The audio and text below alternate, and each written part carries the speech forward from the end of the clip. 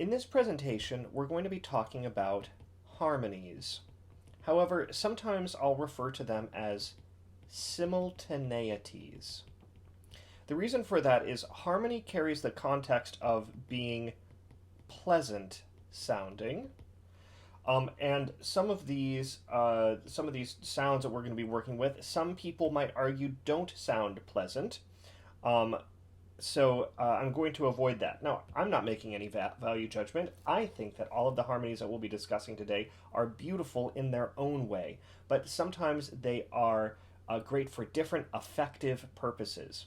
So sometimes this phrase or this term, simultaneity, is used instead, and it simply refers to notes that are sounding simultaneously.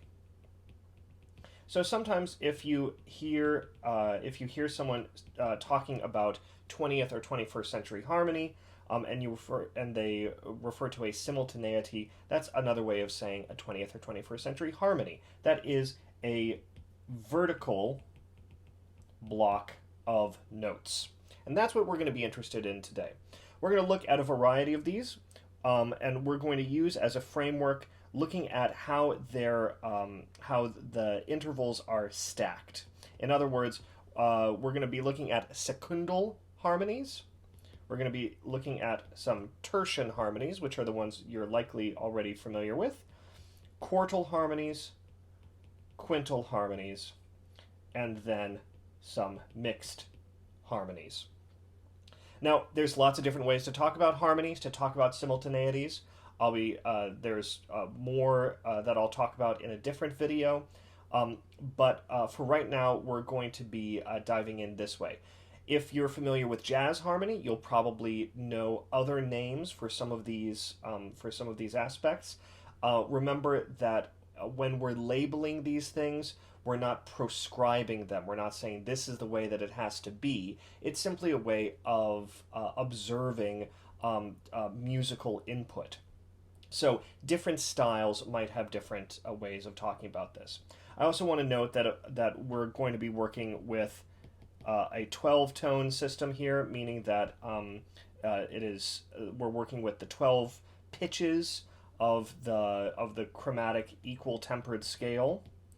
And this is only important to note because if you're looking for information about microtonal harmony or something with more notes per octave than just 12, or looking for harmonies with other temperaments, this is not what we'll be covering in this one. So these are harmonies that you could sit down and play at the piano, or write for in an equal temperament system, and how they're sort of approached within that. Other temperaments, other delineations of how many notes per octave, those are going to be different things. So let's start with secundal harmonies. When we're discussing secundal harmonies, what we're talking about is harmonies built from seconds. That is major and minor seconds.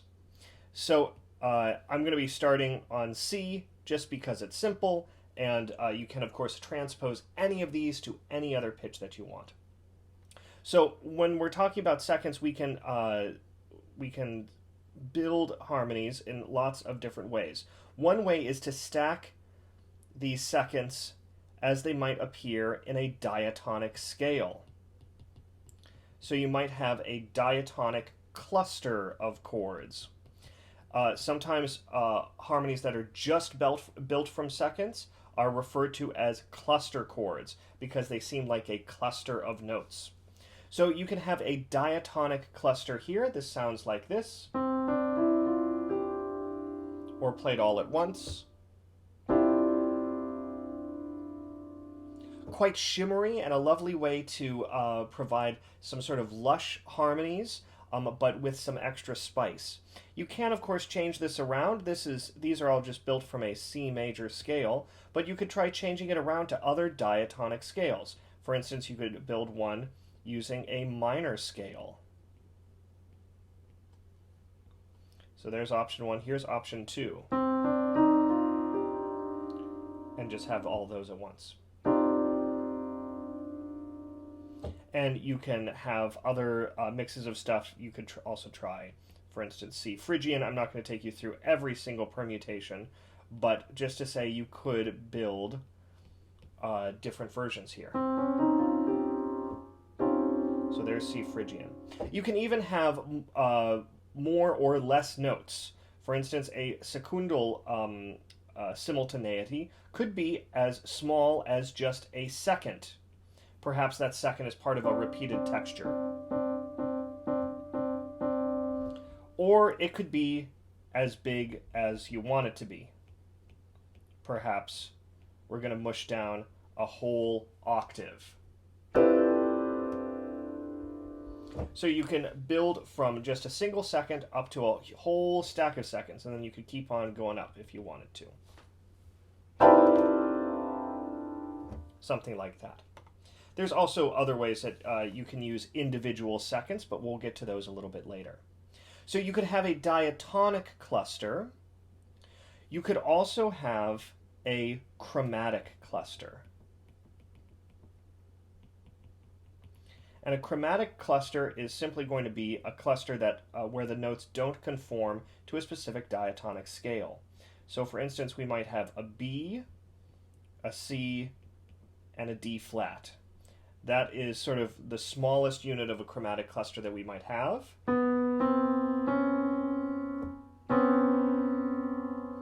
Sounds quite biting. Perhaps we'll add an A sharp onto that down below, adding another one in there. Feels very dense. Now you can of course mix these. Perhaps I'm going to take this chromatic cluster down at the bottom. So as a reminder, this was A sharp, B, C, and D flat. I'm just writing it out for simplicity's sake. And then perhaps on top of that, I'm going to layer something in E flat major. So perhaps down below it's quite biting, and then up above it's a little shimmery.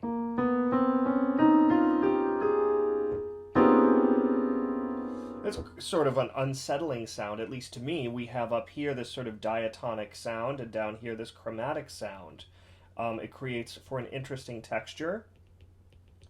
You could, of course, switch that too. Perhaps you have a diatonic sound on the bottom and a crunchy chromatic sound on the top.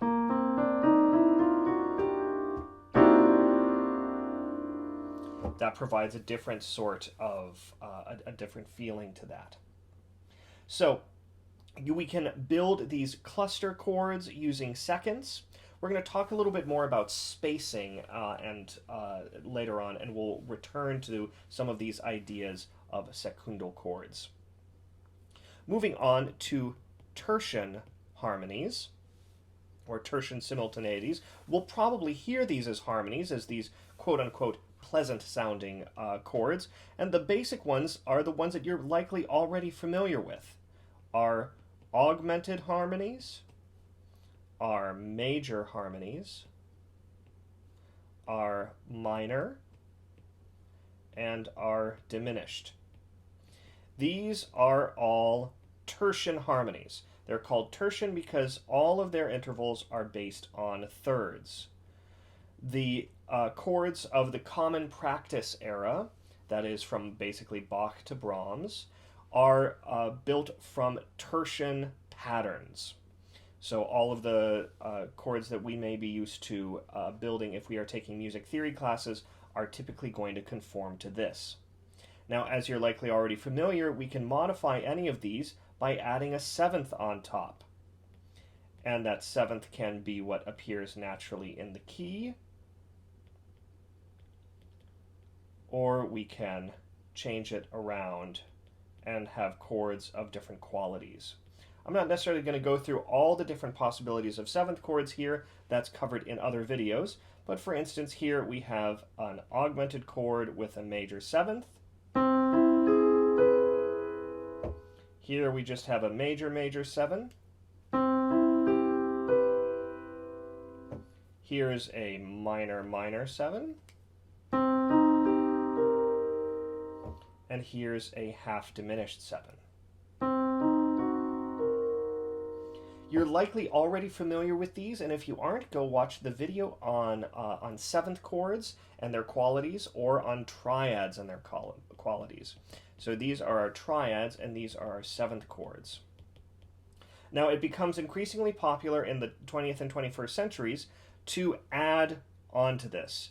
You may already be familiar with ninth chords, and if you're coming from a jazz background, you may also be familiar with 11th and 13th chords.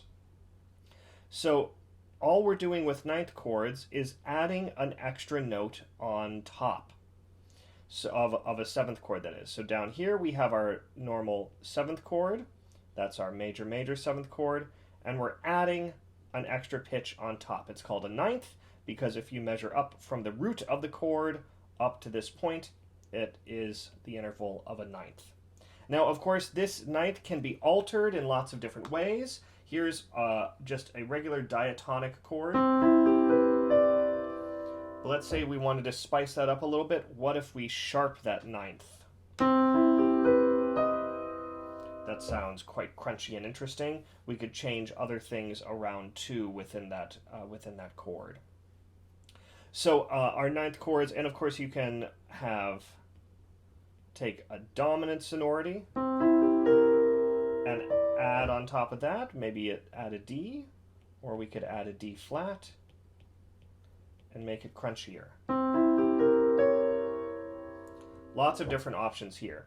This one right here, this lowered ninth, this flat 9, is the one that often occurs in the common practice era, and you might be used to hearing. The 11th and 13th chords are quite similar. There are, in the context of voice leading in the common practice era, there's some specific rules that are worth talking about specifically in a common practice era context. We're not going to look at those right now because I'm just interested in listing some possibilities that you can play around with. So here's an 11th chord. We have, of course, our basic triad. On top of that is the 7th. On top of that is the 9th. And then on top of that is the 11th.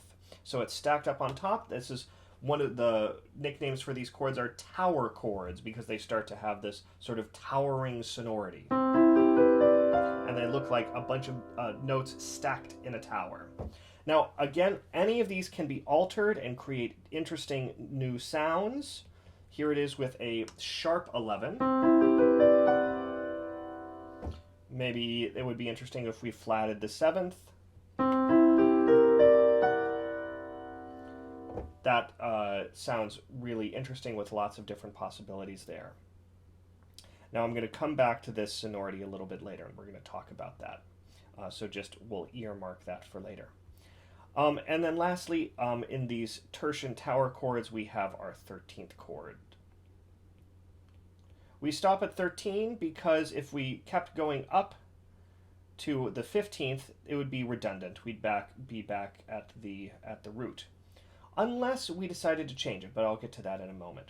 So here's a 13th chord, big towering sound. Lots of interesting things we could do. Maybe we'll flat that 13th. Maybe we'll flat some other members, sharp some other stuff. Lots of interesting things that we could do. Now, I mentioned that if we kept on going, we'd come back around to this C. There we are, 2 octaves apart. But we don't have to do that. I mean, there's nothing that is hemming us in. Maybe what we can do is we could keep on going, and maybe we'll sharp that C. We'll have a sharp 15. And we could keep on going and building up on top as long as we're not replicating some of the notes that are happening below. Or at least we could experiment with not replicating some of the notes that are happening below.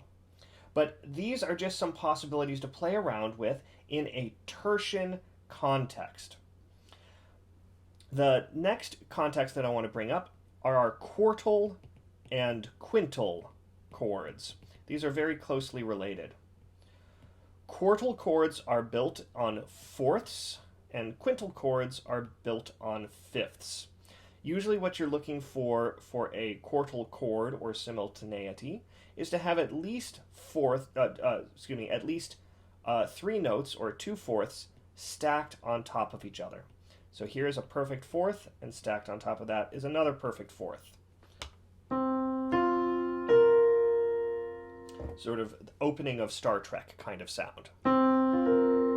Now, we can keep building above, and we could keep building below. This could keep on going for quite some time. Maybe we want a really towering sound here, and we have something like this.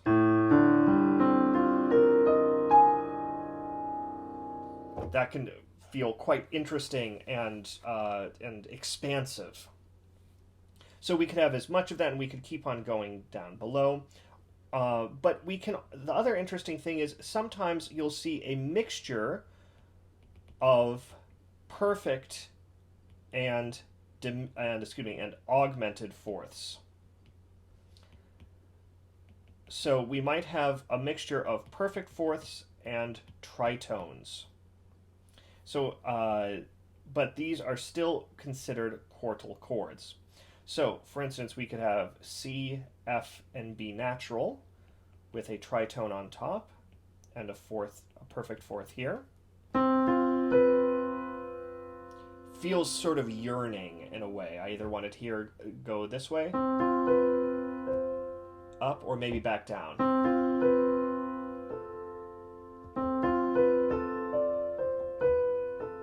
Something like that.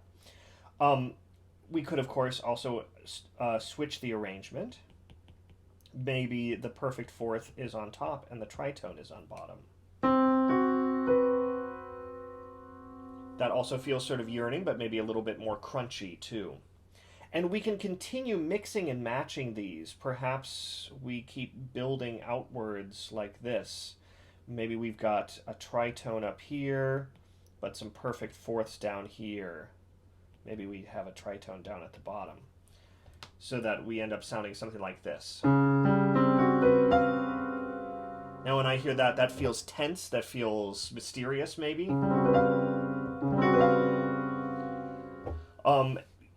Mixing up these perfect and augmented intervals in this case can give us this sort of feel. And I actually accidentally mixed in, or a diminished fifth here. Should be a, there we go, there's our augmented fourth. I'm jumping ahead a little bit with that, because the next thing that we're going to talk about that sounds familiar to this are our quintal chords. Quintal chords are going to be based on fifths. So whereas we were building on fourths for our quartal chords, our quintal chords are built on fifths. Usually we'll see at least 2/5 stacked on top of each other, like so. This feels even more open than the fourth chords, to me at least. And perhaps we could even extend it going off in either direction into the ether and underneath. There's almost sort of a wistfulness to the openness here.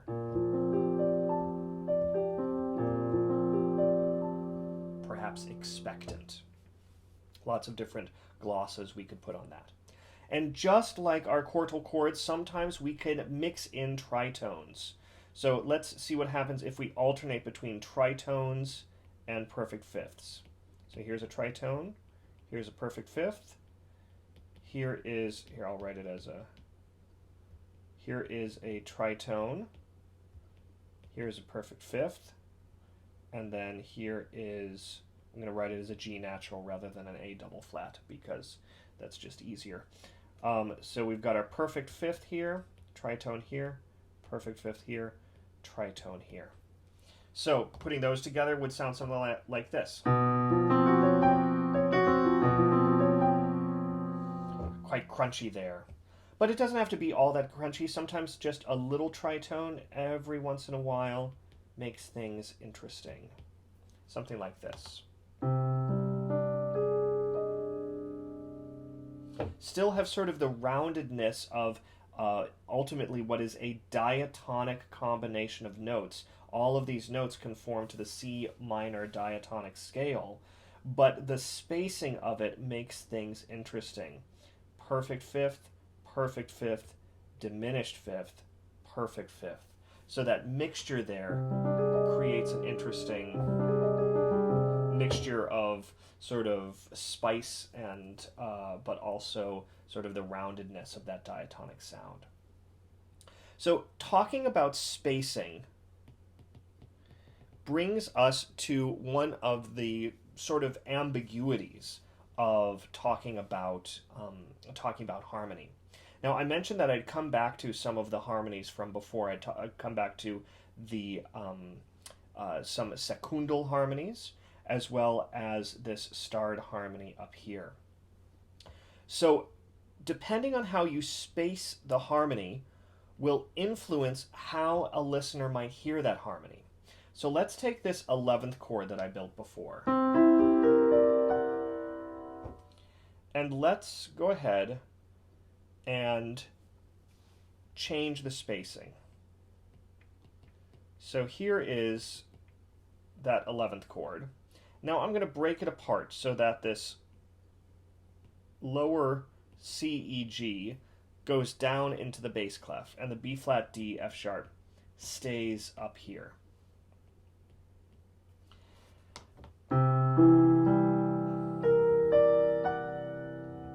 This extra space between these two parts now make those chords seem distinct. Sometimes we will have this effect, and composers will use this to create the sensation of what is known as a polychord. A polychord is simply two or more chords stacked on top of each other. Now, how they are stacked and how they are spaced determines on how we hear them. For instance, in the first scenario, I'd probably be more likely to hear that as a single unit, as an 11th chord. But if there's some spacing put in between, like we have here, then I'm more likely to hear those as separate entities. There's some ambiguity here. There's room for interpretation. So it doesn't have to be one or the other. There can be this sort of back and forth between, does this feel like one unit or does this feel like two units? But playing around with how you space these polychords, spacing different chords on top of each other, will help to define whether they're heard as one unit or as multiple units. Now, spacing also impacts how we hear the structure of the chords. For instance, let's take this quintal chord, F, C, and G. Now I'm going to rearrange that a couple of ways. So here it would be a quintal sonority. Everything is made up of perfect fifths. If I rearrange those pitches though, so I'm going to keep the same pitches, I'm just going to rearrange how it is, how it's spaced. We change from fifths to fourths. So rearranging the spacing gives us a quartal chord. So here's quintal, here's quartal. It's not necessarily a drastic change, but it does, the spacing, the intervallic change, it gives a slightly different feeling, a slightly different impression there. Now, let's change this even more. What happens if I put this G up here? Let's change having just straight up fourths and fifths. Let's change it up some. Here, I've got C, F, G. In this case, we would have what is sometimes referred to as a sus4 chord in pop and jazz terminology. So our sus chord here feels like it's that F is a suspension wanting to lead down to a tertian chord. However, in the context of 20th and 21st century harmony, coming out of the common practice era and also in jazz and pop music, it's absolutely fine to have this sound be its own unit. It can act on its own, and it doesn't necessarily require resolution if we don't want it to. Let's change it up even more. Let's now switch this C so that it is on top. In this case, we have something that looks like an add to chord. That is, in this case, we have what might be implying an F major chord, but we've added this G, the second above the root, to it. So all of these have the same pitch material. However, depending on their spacing, we may have different sorts of feelings. This add to sort of sound feels different to me than the sus4, which feels different than the quartal, which feels different than the quintal. So depending on how we space these chords, we can create different effects. This goes also for instance, our cluster chords. Maybe instead of seconds, we want to have sevenths. Something like this. So this could be written F flat, G flat, A flat, and B flat. Or it could be written out, so this could be in seconds, or it could be spaced in sevenths. So we can play around with inverting and spacing out these chords. We can also play around with mixing up these intervals. We don't have to have a chord that's purely based out of fourths, purely based out of fifths, or purely based out of thirds and seconds. So, mixing these up, let's take, for instance, something like this. We're going to mix up some seconds, and we're going to mix up some fifths. We've got two perfect fifths, F sharp to C sharp, and G to D.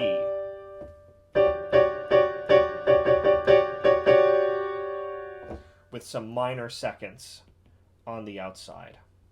We can create lots of different sounds with this if we space it in different ways.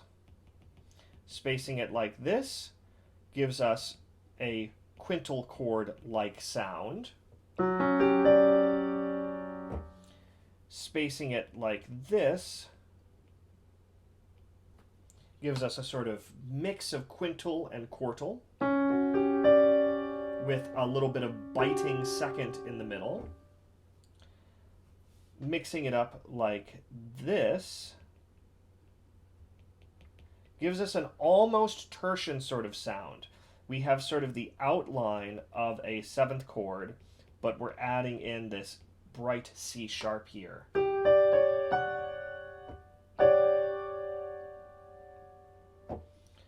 Or we could space it like this.